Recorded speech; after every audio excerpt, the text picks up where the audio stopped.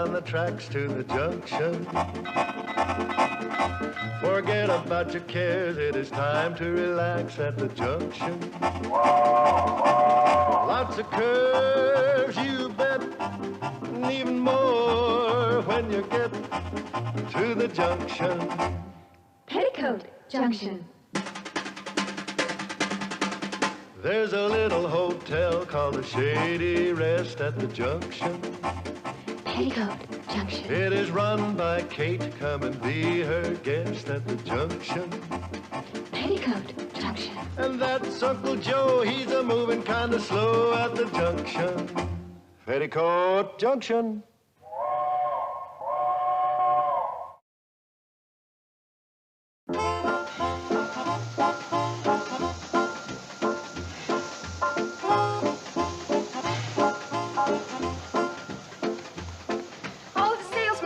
Charlie, and still no sign of Mr. Bedloe.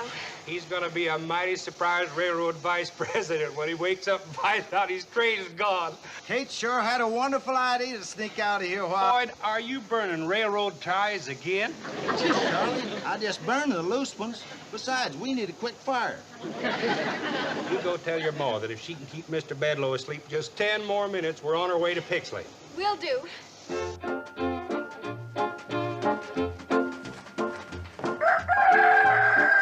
You wake up Mr. Bedloe.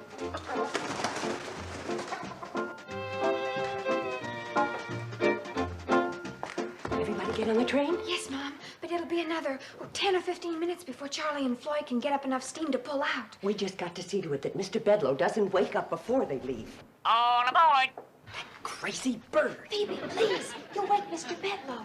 Run get her a piece of toast. Oh, and hide Uncle Joe's Indian. He found it again. Did the train leave? Not yet. Is he still asleep? Yes, but Uncle Joe's fussing around. He can't find his bathrobe. Well, I loaned it to Mr. Bedloe.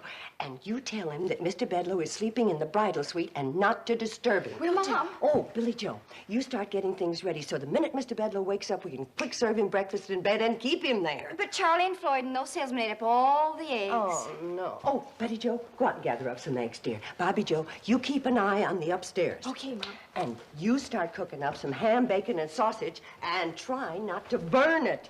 Burn it. Burn it. You keep your big beak closed except for eating.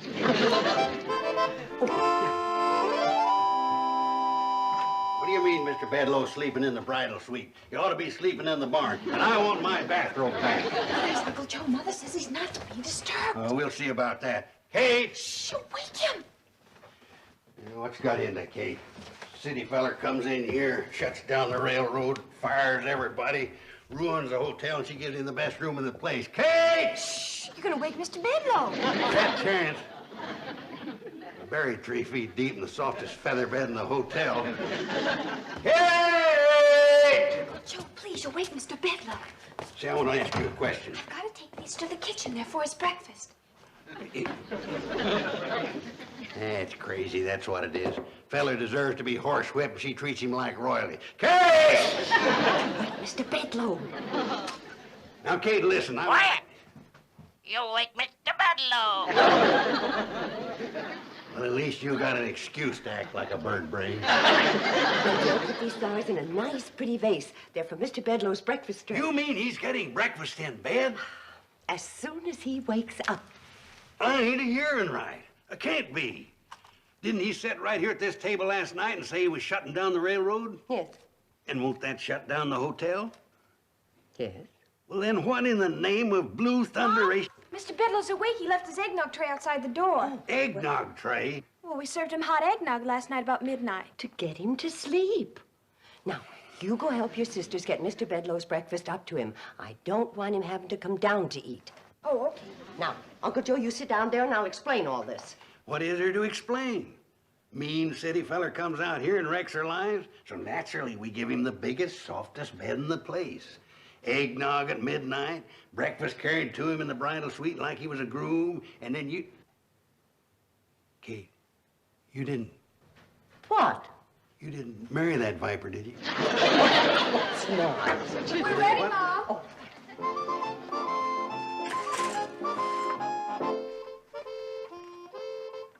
That's very nice.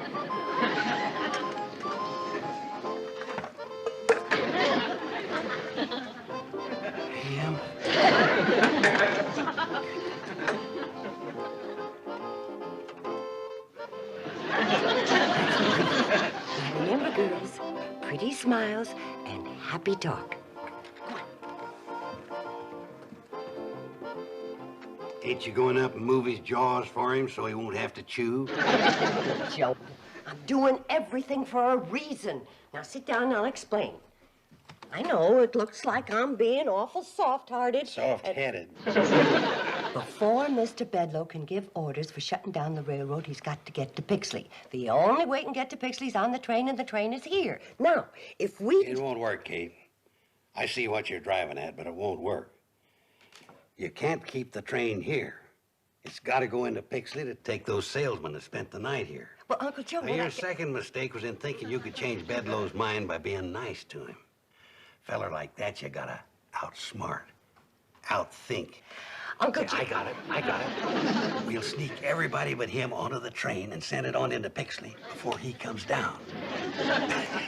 Kate, you know, putting him in the softest bed in the quietest room and taking his breakfast up to him was one of the luckiest blunders you ever made. It's playing right into my scheme. Who's blowing that locomotive whistle? My guess it'd be Charlie. He's the engineer. He'll ruin all my plans.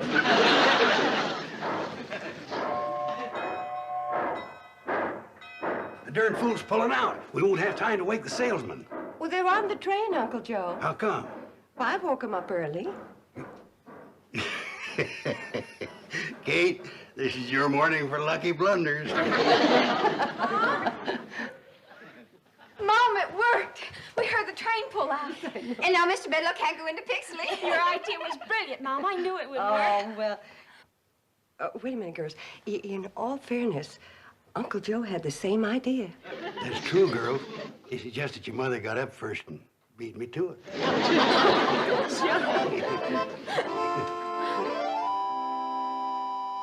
Morning, Mr. Bedloe. All right. Whose idea was it to run off with my train and leave me stranded? Mr. Bedloe,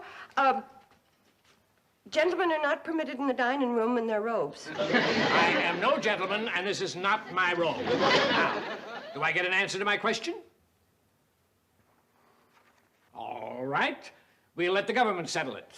Stealing trains happens to be a federal offense, and everybody connected with this conspiracy is in very serious trouble.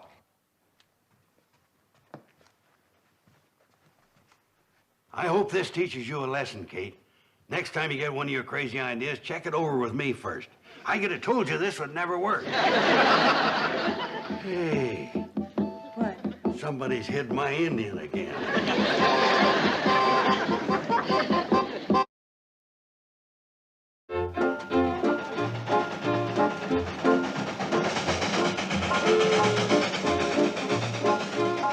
Charlie, I feel kind of bad about us running off, leaving Kate to face the music.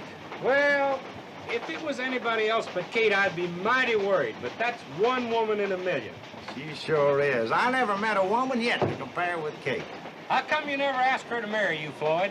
I don't think I'm good enough for her. How about you? I feel the same way. You do? I don't think you're good enough for her either. We're coming on into Pixley. Think we better stop? Well, if we turn around and go back to Shady Rest, Bedloe will grab the train. Oh, I don't think so. By the time we get back there, Kate will have him eaten out of her hand. Kate can kill a man with kindness, all right. Well, if she doesn't kill him with kindness, them daughters of hers will pretty him to death. It's lunchtime, Mr. Bedloe. Come right into the dining room. Everything's ready for you. Yeah? What's everything? Poison food? Booby traps? Boiling oil? What's waiting for me behind that curtain? Your lunch, Mr. Bedloe. Down, sit down. Everything's piping hot. If you're expecting me to change my mind about canceling the train, forget it. It's a good idea. Uncle Joe, a sour face is not welcome in the dining room. Then what'd you bring him in for? You either smile or stay in the kitchen. I'll stay in the kitchen.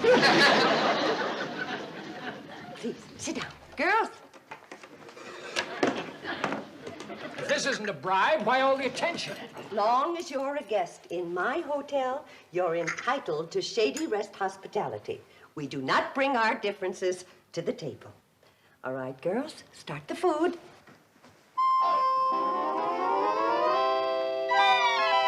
More coffee? More pie, Mr. Bedloe? More cake. How about some more homemade ice cream? This time, try my hot fudge on a sundae instead of strawberries and peaches. Oh, please, no more. I've never had such a meal in all my life. Oh, go on. I'll bet your wife cooks a better meal than this every day. Some women don't care about cooking. They're meant to just sit around and look beautiful. Now, don't tell me your wife isn't beautiful. She'd have to be to catch a successful, good-looking man like you. Oh, yes, let's go into the lobby where you can relax and listen to the entertainment. Entertainment? Just a little singing to settle the food. Nothing like music after a meal.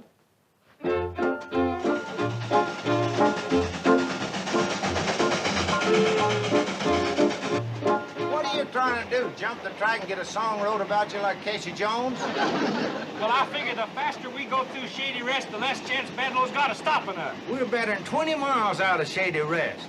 Look at it this way, Charlie. The longer we take getting there, the longer Kate and her girls is going to have to work on Bedloe. That's true. I bet they're really melting him down. Oh, I'd sure like to be in his shoes right now. Floating like a zephyr on the soft summer air. Very nice. Lovely voice. All my daughters sing. Girls, Mr. Bedloe being a railroad man, maybe he'd like to hear a railroad song. How about this one? There's a train that runs through this wide valley that is loved by one and all. It's the train that starts way up in Pixley called the Hooterville Cannonball. Well, she makes her run through the dead of winter, through the summer, spring, and fall.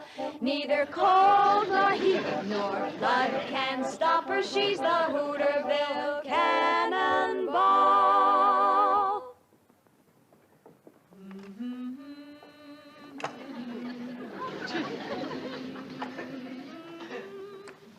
Yes, Mr. Bedloe. The folks in this valley depend on that train.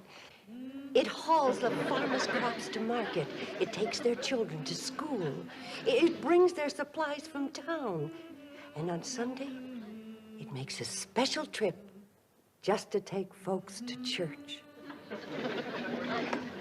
When my 3 babies were born, who came screaming through the night to bring the doctor to my side?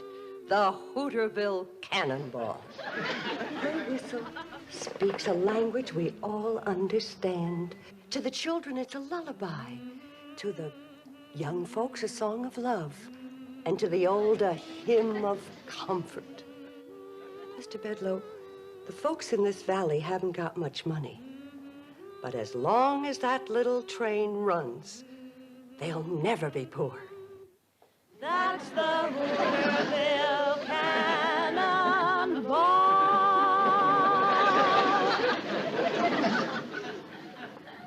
Mrs. Bradley, I came here in anger, and you repaid me with kindness. I gave you bad news, and you gave me warm and friendly hospitality.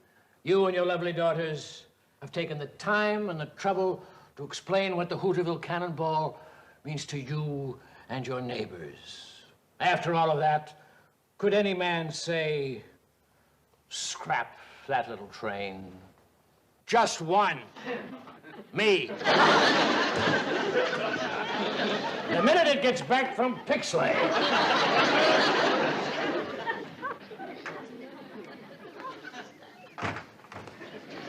Oh, Mr. Bedloe, have a chair. Thanks. I will.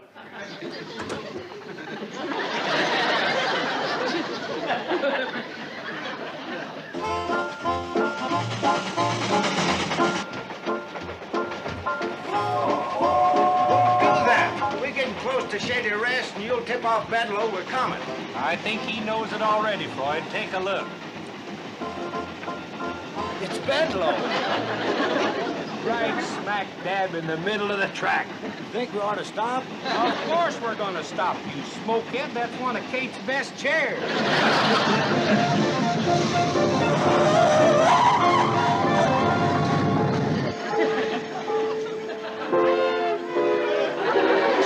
Mr. Bedloe, listen to me. I got something to tell you. Please. Wait a minute. Floyd and Charlie say they can't back all the way to Pixley. It'll be dangerous. They got to go on to Hooterville. Fine, I can cancel the train just as well from there. Oh. Mr. Bedloe, why are you so dead set on not letting this train run? It's bad business. Doesn't make any money. But it doesn't lose any. Floyd and Charlie are on pensions anyway, and they get their wood and water free. Mrs. Bradley, this train is the legal property of the C&FW Railroad, and we are legally responsible for everything that happens to it. If it runs off the track, if it hurts somebody, if it hits a cow, we're responsible. We can be sued. Well, Floyd and Charlie have hit lots of things. Nobody's ever sued. But they could. No, I'm sorry, Mrs. Bradley, but running this branch line just plain doesn't make sense.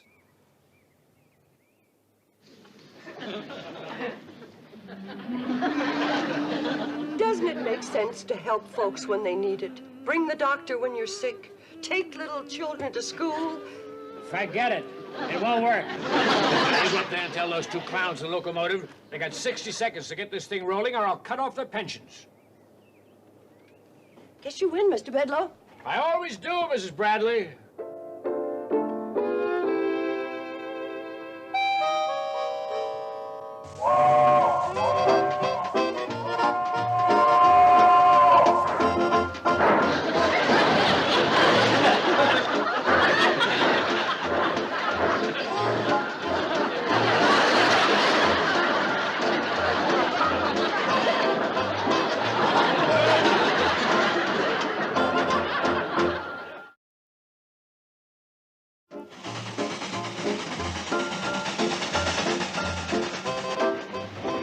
You know, Kate, this is the first time you ever rode up here. And the last.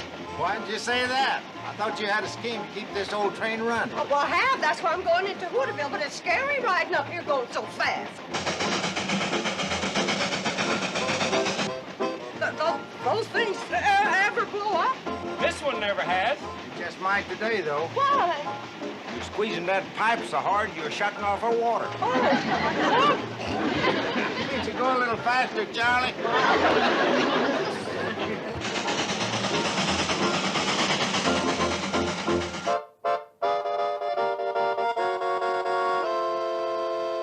Hey, I suppose you think that was pretty smart, my sitting in that coach while the engine went to Hooterville. No, I thought it was kind of stupid myself. I ought to knock you over that railing. You shouldn't have said that, Bedloe. No? Why not? Because it scared me. Wait a second. Sit down. Okay. That stupid train the only way to get to Hooterville? No, There's another way. that's right. You mean somebody can take me? Yeah. I can take you. Now listen, old-timer. I didn't mean to yell at you. I know you're not in this with these other people. I can see you're an intelligent man. You can? Now, I'm willing to pay you. No, I didn't ask for any money. I know you didn't. I'm forcing it on you. Now, come on, let's get going.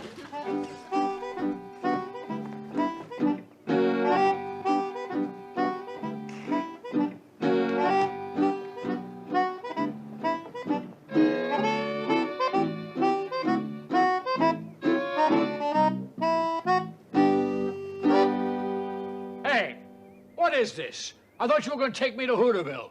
I am. We'll never get there before tomorrow if you don't walk faster. Walk? The only way you can get there outside the train. Well, why didn't you tell me? You didn't ask me. Let me have my money back.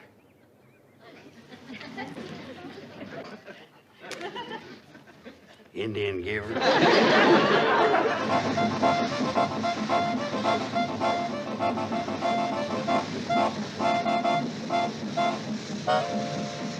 Hiya, boys. Hi, Sam. Kate. Oh, listen. Sam, I need your help. If we don't do something, Charlie and Floyd are going to lose their train. Well, I hate to tell you this, but they've already lost part of it. I don't win now. Boys, you go on down and turn around and pick us up on the way back.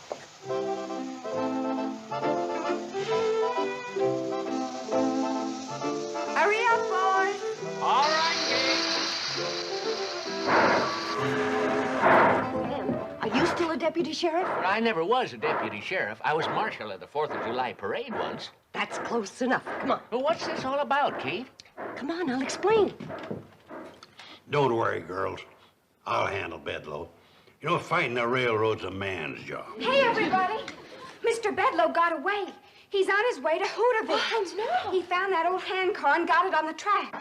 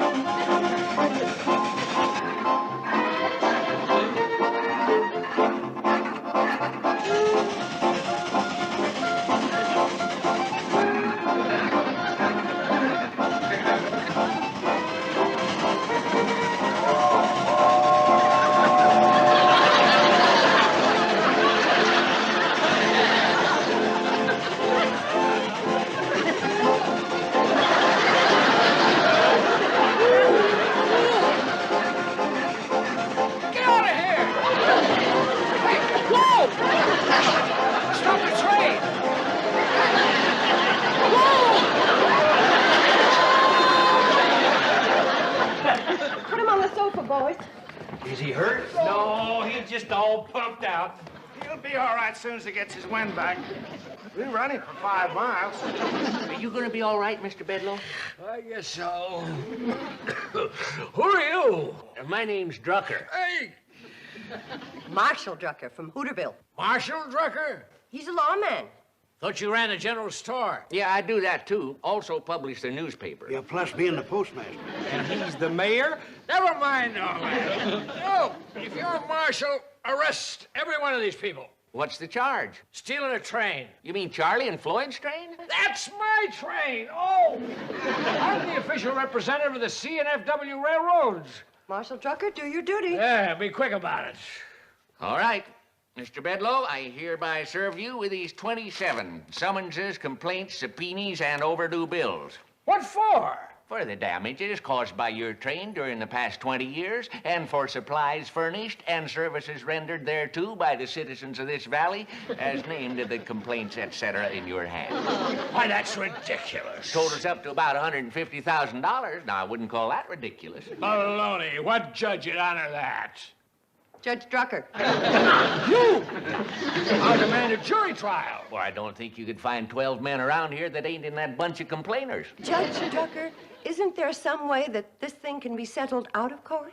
What do you mean out of court? I got him right where I want him. Uncle Joe, please. Well, now, I'll tell you, Kate. If Mr. Bedloe was to go quietly back to the city and let Floyd and Charlie resume running their railroad, I might be inclined to show a little judicial leniency and postpone these cases indefinitely. Oh, don't do it. Let's have a big trial. Lots of people. Be good for business. Well, Mr. Bedloe, what do you say? What can I say? You got me over a barrel. Well, come on, I'll back you into Hooterville. It won't be as fast as that hand car, but a heap less time.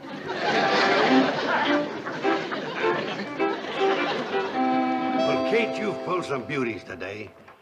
But letting him go was the biggest blunder of all. Oh, you think so? Well, he admitted himself we had him over a barrel. Well, I'm sorry. I don't blame you, Kate. But from now on, leave these things up to me. You know, fighting a railroad's a man's job. I'll remember, Uncle Joe.